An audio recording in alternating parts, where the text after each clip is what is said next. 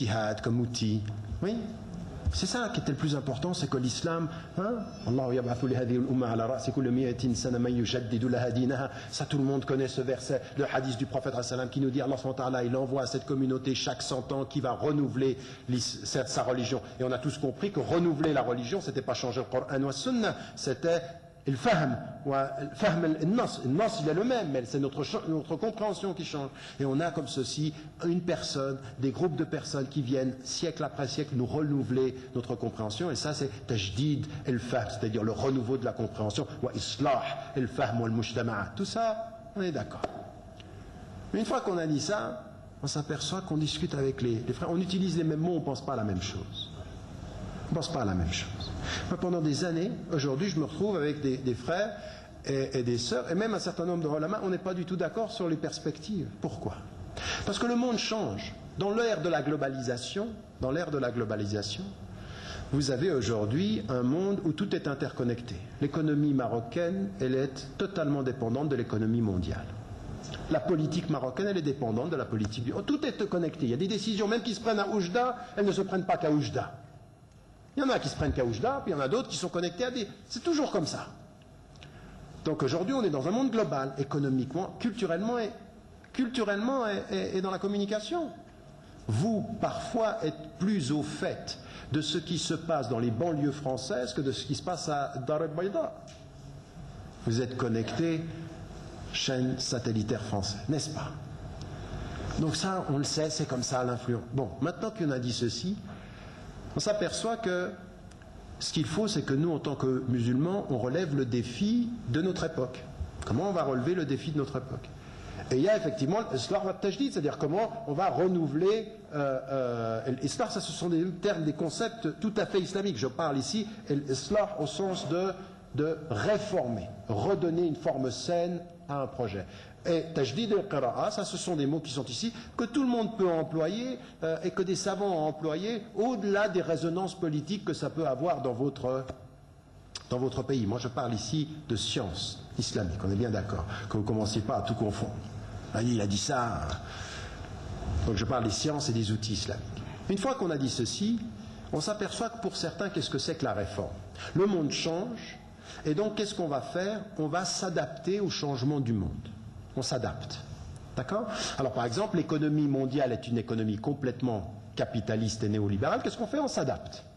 Alors qu'est-ce qu'on fait quand on s'adapte? On va laisser l'économie telle qu'elle est, puis on va faire une petite niche, qui est une banque islamique, qui est un comptoir où vous allez, là il n'y a pas d'intérêt.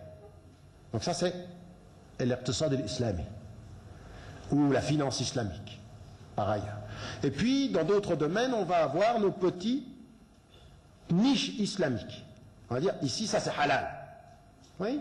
Par exemple, dans la façon, vous savez que comment le monde est aujourd'hui, vous savez comment on traite les animaux, vous savez que le prophète salam, il était d'une exigence quant à la souffrance des animaux. Le prophète s'occupait de comment on gardait les animaux en vie, il ne s'occupait pas simplement de savoir si on disait Bismillah Allahu Akbar. Il ne s'occupait pas de ça seulement. Le prophète, il avait un souci particulier. Il ne fallait pas faire souffrir l'animal. Il ne fallait pas l'égorger devant l'autre animal. Le prophète, il avait un souci de la vie. Quand il arrive quand il va rentrer dans la Mecque, il y a une nichée de petits chiens. Et dans la conscience musulmane, ça doit résonner, parce que souvent on dit des chiens des choses horribles chez les musulmans. Eh bien, il y avait une nichée de petits chiens, et il dit à un compagnon, tu vas te mettre devant la nichée pour que quand l'armée passe, elle ne marche pas sur les chiens. Regardez le souci. Il pense à la victoire, il fait attention aux petits chiens qu'il ne faut pas écraser. Ça, c'est la conscience de la sacralité de la vie. Ça min Allah. Ayat min ayatillah, ça. On n'écrase pas des chiens sans s'en rendre compte. Nous, aujourd'hui, encore une fois, dans les shakliyat, est-ce que tu as dit Bismillah Allahu Akbar? L'animal, il est maltraité, il est ficelé. Moi, j'ai vu des choses où on prend l'animal, on le met dans le coffre de la voiture, on le tape, on s'en fiche de sa vie. L'important, c'est comment on le tue. Donnez-moi un hadith qui justifie ce qu'on fait. Donnez-moi un hadith qui justifie ce qu'on fait. Et dans le monde moderne, on a tellement besoin de viande que les animaux sont maltraités. Des fois, le coup qu'il les abat, il rate le cerveau, on les met à la chaîne. Et nous, la seule chose qui nous intéresse, c'est Bismillah Allahu Akbar. On a une pensée tout à fait formaliste. Alors qu'est-ce qu'on va faire? On va s'adapter à l'ordre de l'abattage rituel international et on va faire notre petit espace halal. Donc on a notre espace halal pour l'économie, notre espace halal pour la finance, notre espace halal pour comment on abat les animaux. Mais ça c'est quoi? C'est de la réforme, effectivement on s'adapte. Mais il y a deux réformes. Il y a une réforme de l'adaptation et il y a une réforme de la transformation. La réforme de l'adaptation, c'est la réforme qui en fait s'adapte à l'ordre du monde et le confirme. Quand vous vous adaptez à quelque chose, vous confirmez ce qui est. Donc vous n'allez pas le changer. Mais la réforme de la transformation, elle dit non. Au nom de nos principes, nous sommes une force de changement, pas simplement une force d'adaptation. Alors, je vous dis ceci pourquoi? Parce que dans beaucoup d'esprits musulmans, on parlait du renouveau, de l'islah, des sahwad, il faut travailler pour... Mais pour certains, il faut simplement avoir des espaces islamiques. Et pour d'autres, il faut transformer les choses. Je suis de ceux qui pensent qu'il faut qu'on transforme les choses, que nous soyons une force de transformation au niveau social et au niveau politique. Ayant dit ceci, et revenant, j'ai encore 10 minutes, ça va ou pas? C'est juste 10 minutes, ça va aller, Inch'Allah? Inch'Allah. Bismillah. Bon, une fois qu'on a dit ceci et qu'on parle de cette dimension-là, on en vient maintenant au domaine qui nous intéresse. Après avoir compris tous ces outils et toutes ces perspectives-là, qu'est-ce qu'on peut proposer dans le monde musulman comme projet social et comme projet politique? Eh bien, la première des choses, armé de ces outils-là, il faut qu'on en vienne et armé d'autres choses, avec deux sources maintenant, les deux livres. Le Coran ou le Sunna, les textes et le monde. Comment le monde fonctionne, comment est-ce qu'on peut... Et là, il faut qu'on mette en évidence les objectifs.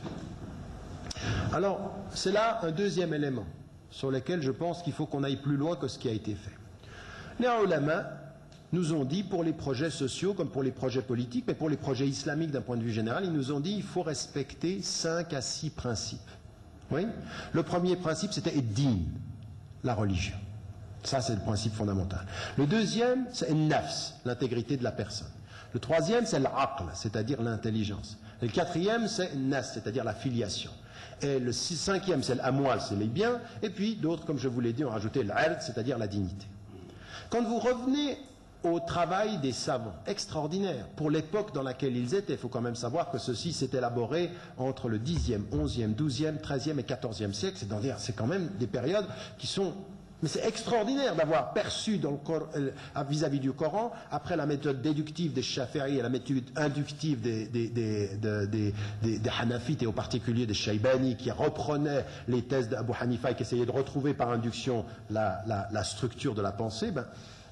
Madrasat al-Maqasid, c'est quelque chose qui a perçu les choses de façon différente. Extraordinaire. Et ils ont développé ces 6 éléments-là. Quand vous étudiez ceci, et de ce point de vue-là, les études qu'a produites Mohamed Kemali en Malaisie sont extrêmement intéressantes. C'est un spécialiste contemporain de Usul al-Fiqh. Il dit une chose, mais qui avait été dite en l'occurrence par Ibn Taymiyyah quand il étudiait ces questions-là. 14e, 15e siècle. Et qu'est-ce qui est dit? En fait, ces principes-là sont des principes qui ont été produits par une pensée qui partait des peines, en fait. Ça partait du négatif pour aller vers le positif. En d'autres termes, pourquoi ad-din est un principe? Parce qu'en fait, uqubat, par exemple, hukm al-ridda, c'était pour la majorité des savants le fait de mourir. Donc en fait, on va dire que par opposition au fait que si tu changes de religion, si tu perds la religion, tu peux être passible de mort, le principe qu'il faut d'abord préserver, qu'est-ce que c'est? C'est quoi? C'est ad-din. Donc c'est un des éléments essentiels. Et en fait, c'est tout par opposition à ce que seraient des uqubat, c'est-à-dire le hudud, au point de vue général. Et vous vous apercevez, l'aql, c'est pourquoi? Parce que justement l'interdiction de l'alcool, de perdre. Donc d'un autre côté, la dimension de préserver la lucidité, tout ceci. Bien, ça se comprend à une époque et c'est extrêmement intéressant. Aujourd'hui, nous sommes au XVe siècle, nous sommes au XXIe siècle. Est-ce qu'il est possible de continuer à se baser uniquement sur ces 6 principes-là pour provenir avec un projet social et politique dans la complexité dans laquelle du monde où on n'aurait que ces 5 éléments-là et on n'irait pas plus loin dans l'analyse? Eh bien, le premier au XIVe siècle qui dit ça suffit pas,